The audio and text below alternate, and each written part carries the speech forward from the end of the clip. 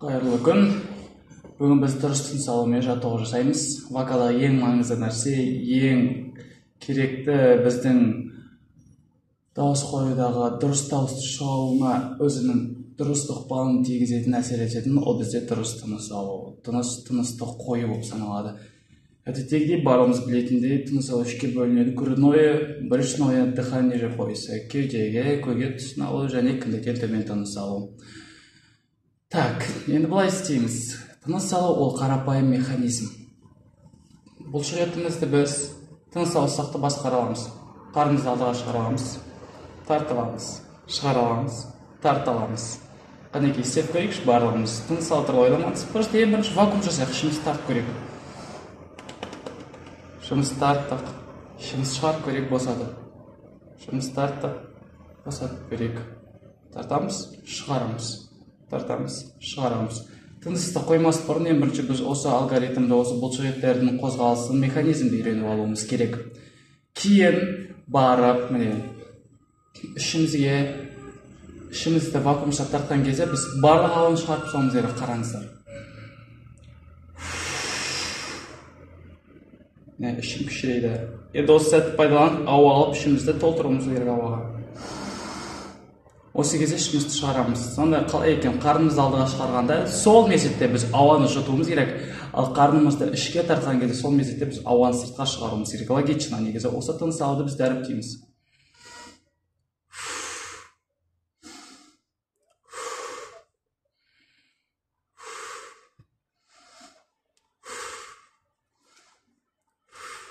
Осылай біз тыныс алуды қалыптастырамыз. Енді ең маңызды тыныс алуда ең пайдасы адамға септігін тигізетін тыныс алудың 3 жаттығуы бар.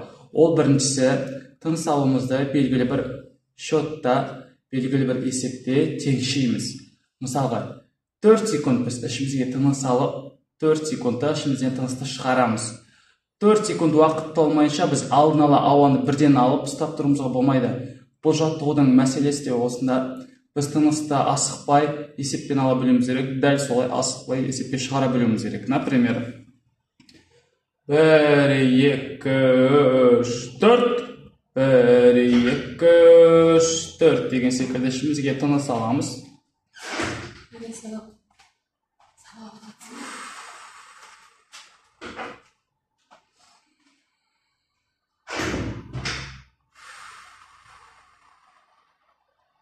Осылай тыныс алып үйренеміз. 4 секунд ішке тыныс аламыз, 4 секунд тынысты іштен шығарамыз. Бұны әрдайым қайталаймыз. Келесі ішімізге тыныс аламыз, стаккато деген жаттығу. Ішімізді үздік атакалармен іште тыныстар шығарамыз. Бұны ішке тыныс алдық. 5 рет.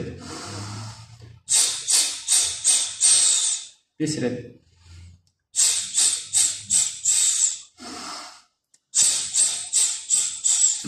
Әр жаттығуға 7-8 минуттан көңіл бөліп жасайтын болсақ, біз өзіміздің тыныс алуымызды жақсы қалыптастырамыз. Өте керемет. Енді үшінші біздің ең маңызды жаттығуымыз ішке тыныс алып, оны 10 секунд ұстап тұрып, асықпай инемен тесіп қойғандай деп шығарамыз. Ол былай болады. Ішімізге қалыпты жағдайда тыныс аламыз. Ішке тыныс алған кезде қатып ішімізді осы қалыпта ұстап, қатып іштен жібермей тұрамыз. 10 секунд задержка істейміз. Қараңыздар.